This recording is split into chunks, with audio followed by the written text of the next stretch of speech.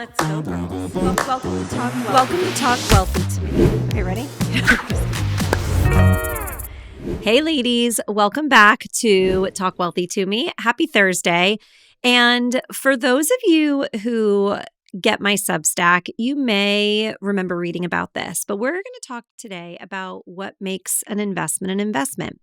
And why this even became a topic of conversation is because a few months ago, I was in a planning meeting and a client was telling me about a bag that she had just bought. And it was a beautiful bag and one that I'm sure many of you would recognize, but it was very expensive. Very expensive. And before I could even ask a single question about it, she said, I mean, it's basically an investment, right? It holds its value. In fact, it appreciates. And I nodded because, listen, I understood where she was coming from. And in certain very isolated situations, that is true. But that's not a conversation that I'm going to have with someone about her handbag or whatever else it is that she's thinking of as an investment. But fast forward in that same meeting about 20 minutes, and we're talking about her investment accounts. And I asked her if we were going to increase what she was doing, help get to the end result that she was looking at. And there was some hesitation there. And she said, let's just keep it where it's at. I don't think we need to change it right now. So sit with that for a second, because I think about that a lot. She could tell me all about her handbag and was excited about that investment. But when it came to an actual investment, there was a little bit of uncertainty and even hesitation on doing more. And that always is going to be something I push back on. And the reality is, this is not a story about a bag, and it's not even a story about her, because I see a version of this in almost every planning relationship I've ever had, including, if I'm being honest, a version of my own self in that same situation. But it's a story about a word, and it's a word that we've gotten so comfortable calling things investments. That word has almost stopped meaning anything at all as a result. The vacation, oh, it's an investment in my marriage. The skincare is an investment in yourself. The handbag, of course, is an investment because it holds its value and you can sell it one day. Or the kitchen, it's an investment in the house. And again, I get it. But my promise to you for today is that by the end of this episode, you're going to know exactly what actually makes something an investment by the real definition and the one that I am going to reference at any planning table. And then why the words we use for our money quietly shape whether we build wealth or just feel like we are. I've got a name for what's actually happening here also. It's called investment laundering. And once you see it, you cannot unsee it.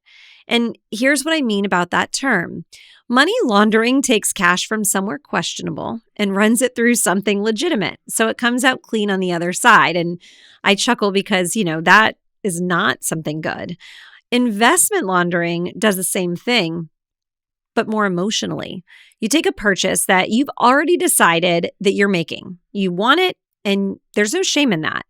But then you run it through the word investment, so it comes out a little bit prettier on the other side. It sounds like a decision instead of a desire. And that's not being dishonest exactly. It's not even probably a conscious decision most of the time. It's a completely understandable response to a very specific discomfort. And that's the discomfort of spending money on something purely because you want it. And there is no shame in that. We are able to do that. We all work really hard, right? We've been trained to believe that smart women make smart decisions with money, and somewhere along the way, smart quietly got redefined to mean justifiable, and that's not the case. So if a purchase is big enough to need justifying, we reach for the most respectable word that we have, investment.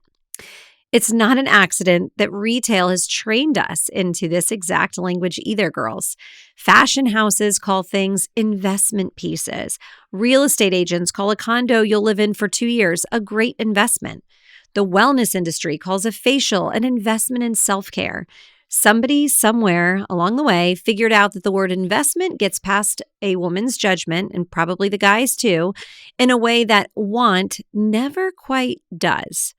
I don't think that's a coincidence. I think it's marketing, and it's very good at its job. Okay, so here's the actual cost, and it's not just the thousands of dollars in that bag. The cost is that the label breaks your ability to see your own financial life clearly. When everything is an investment, nothing is truly measured like one. You stop asking the questions you'd ask about an actual investment, the ones that really matter, like what's the expected return and what's the time frame of that? How will I know if it worked?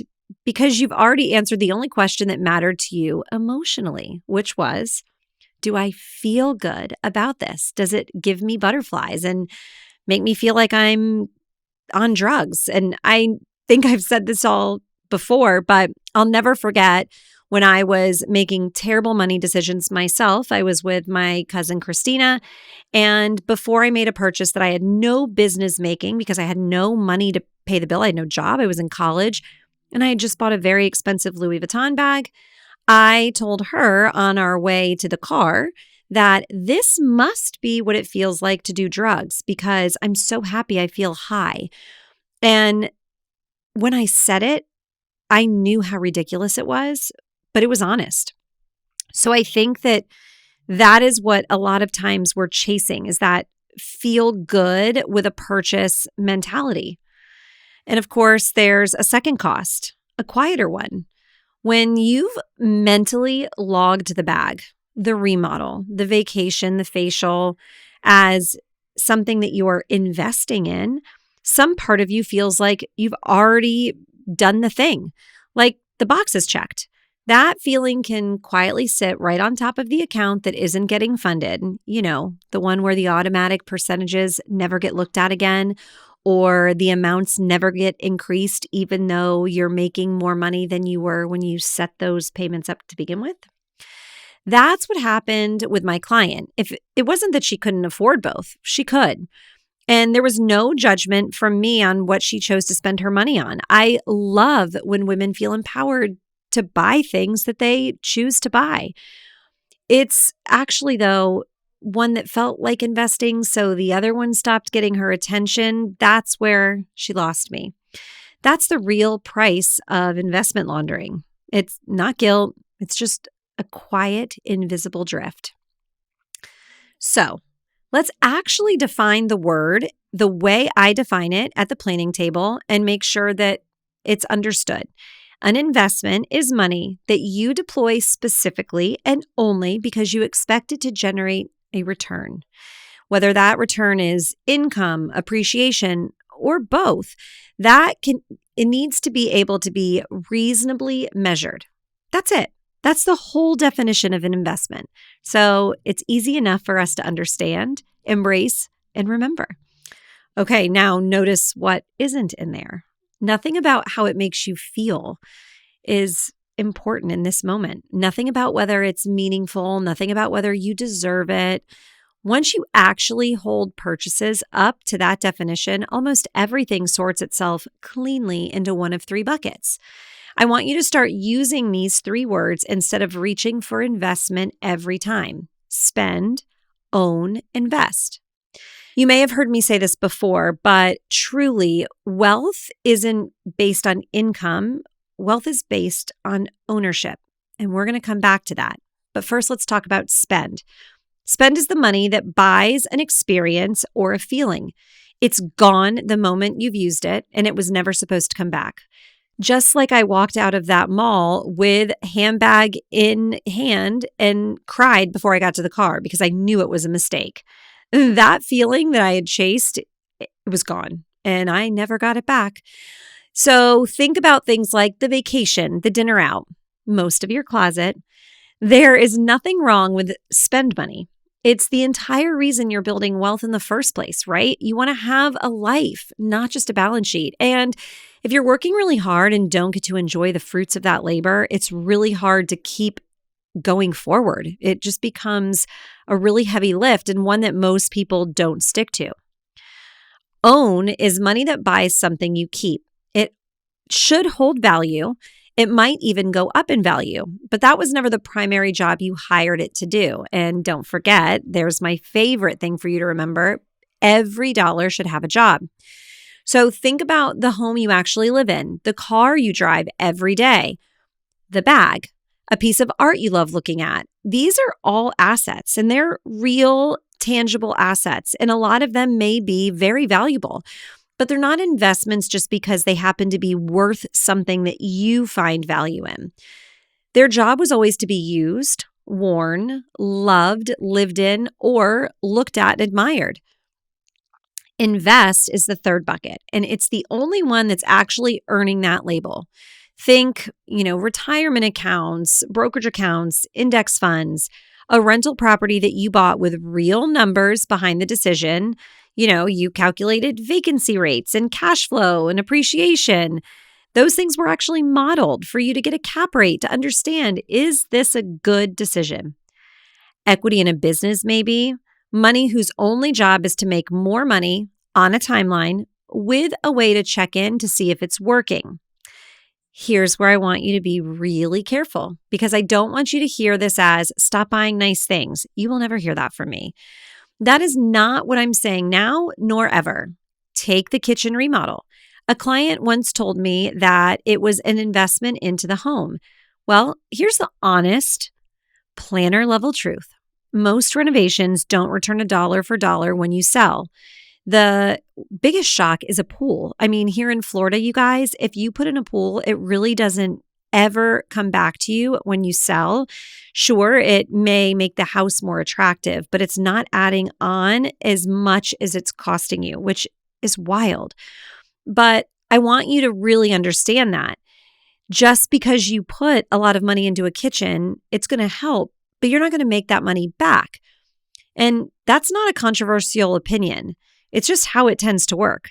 Now, does that mean don't remodel the kitchen or put in the pool? Of course not. It means call it what it is. It's an own. You're improving something you live in and you love, and that is completely legitimate reasons to spend that money. It just isn't the same reason you put money into an index fund or a brokerage account.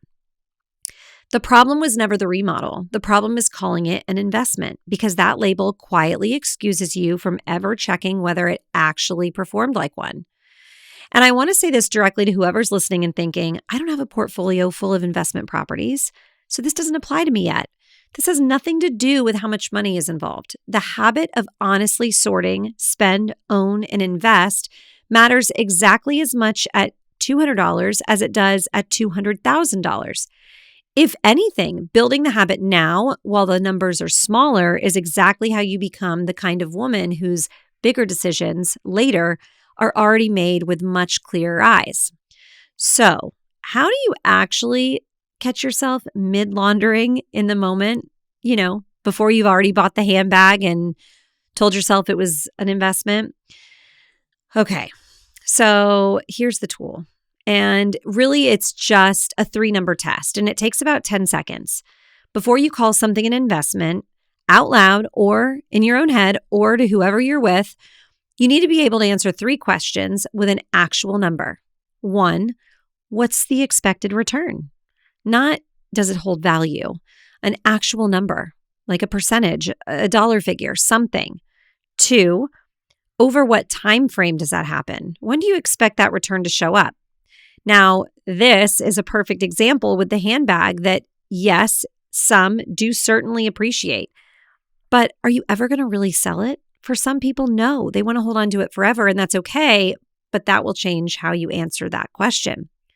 3, how will you measure whether it worked? What specific things will you check to know if this performed the way you expected as an investment?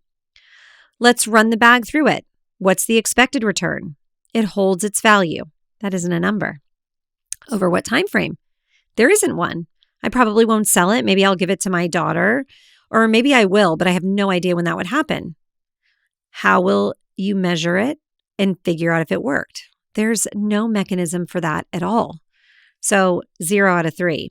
That doesn't mean the bag was a bad decision. In fact, in the case I'm speaking of, it was beautiful, and it was a great decision because it was beautiful, but not because it was an investment. It is not an investment, and that is okay. It doesn't make it a bad decision. It just makes it an own. It's a beautiful one, and there's nothing wrong with owning beautiful things, especially when you work so hard.